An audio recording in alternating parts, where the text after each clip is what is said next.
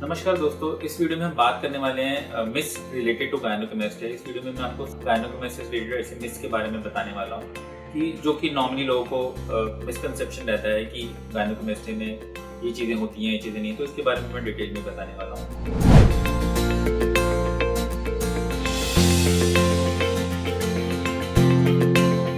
मेरा नाम डॉक्टर हितेश आनंद है। मैं एक प्लास्टिक और कॉस्मेटिक सर्जन हूँ और दिल्ली एनसीआर में प्रैक्टिस करता हूँ। दोस्तों, फर्स्ट जो गायनोकेमिस्ट्री के बारे में है वो है कि gynaecomastia is due to being overweight, कि अगर आप ओवरवेट हैं तो आपके ऐसे चांसेस हैं कि आपको गायनोकेमिस्ट्री हुआ। तो दोस्तों ऐसा नहीं है। गायनोकेमिस्ट्री कंडीशन जो होती है वो हर साइज के पेशेंट्स में पाई जाती है, चाहे वो ओवरवेट हो, चाहे वो थिन बिल्ड हो, चाहे वो एवरेज बिल्ड हो। क्योंकि गायनोकेमिस्ट्री का जो रिलेशन जो है वो आपके वेट से नहीं है। गायनोकेमिस्ट्री का जो कॉज जो होता है वो एक हार्मोनल इम्बैलेंस के कारण होता है, और जिसके कारण से आपकी बॉडी में फीमेल हार्मोन ज़्यादा प्रोड्यूस होते हैं, और जो कि आपकी बॉडी में फीमेल ब्रेस्ट की अपीयरेंस देने लग जाता है आपकी मैस्कुलिन चेस्ट को। तो इसका जो कॉज जो है वो हार्मोनल इम्बैलेंस है, रादर देन कि आप ओवरवेट हैं या नहीं। तो ये मिस जो है वो टोटली इनकरेक्ट है कि gynaecomastia is due to being overweight.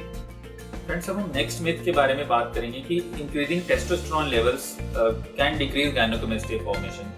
बहुत सारे लोगों में ऐसा लगता है कि अगर वो टेस्टोस्टेरोन की मात्रा अपने बॉडी के अंदर बढ़ा लेंगे तो उनका गायनोकेमिस्ट्री करेक्ट हो जाएगा। तो दोस्तों ऐसा नहीं है। जो भी पेशेंट्स एनाबॉलिक स्टेरॉइड लेते हैं जिसके कारण से उनके टेस्टोस्टेरोन का लेवल बॉडी के अंदर बढ़ जाता है, क्योंकि एनाबॉलिक स्टेरॉइड भी एक तरह का टेस्टोस्टेरोन का ही वेरिएंट होता है। तो वो करता क्या है एनाबॉलिक स्टेरॉइड कि आपकी बॉडी को एक सिग्नल देता है कि आप ज़्यादा एस्ट्रोजन प्रोड्यूस करें, जिसके कारण से आपकी जो ब्रेस्ट जो है वो उसमें ज़्यादा फैट डेवलप होने लग जाता है, आपका ग्लैंड जो है वो ज़्यादा प्रोमिनेंट होता है। तो ये कहना कि अगर आप एनाबॉलिक स्टेरॉइड लेंगे तो आप गायनोकेमिस्ट्री करेक्ट कर सकते हैं, ये भी एक मिथ है। हाँ, अगर आप स्टेरॉइड लेते हैं तो आपका थोड़ा मसल मास और आपकी वाइटैलिटी जो है वो आपका बेटर हो सकता है, बट लेकिन आपकी वो गायनोकेमिस्ट्री की डेवलपमेंट आपके अंदर हो सकती है, और अगर आपको एग्जिस्टिंग गायनोकेमिस्ट्री है तो ये उसको भी वर्सन करता है। तो आपको टोटली एनाबॉलिक स्टेरॉइड को अवॉइड करना है अगर आप चाहते हैं कि आपको गायनोकेमिस्ट्री ना डेवलप हो।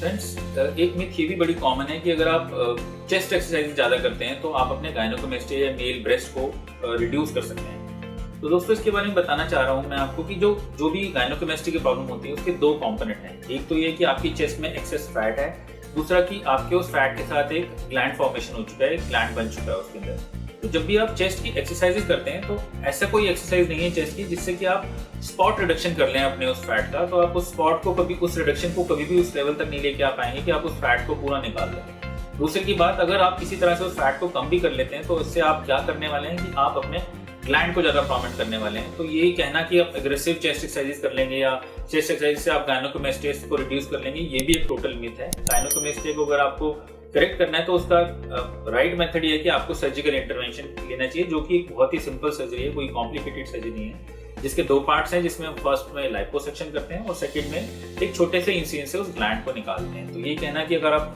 चेस्ट एक्सरसाइज करते हैं और अपने गायनोकेमिस्ट्री को करेक्ट कर लेंगे, ये टोटल एक मिसकंसेप्शन है, ये एक मिथ है। दोस्तों, एक बहुत कॉमन मिथ ये रहती है कि मेल ब्रेस्ट्स आर जेनेटिक। जो भी आपको गायनोकेमिस्ट्री की प्रॉब्लम है वो जेनेटिक प्रॉब्लम है।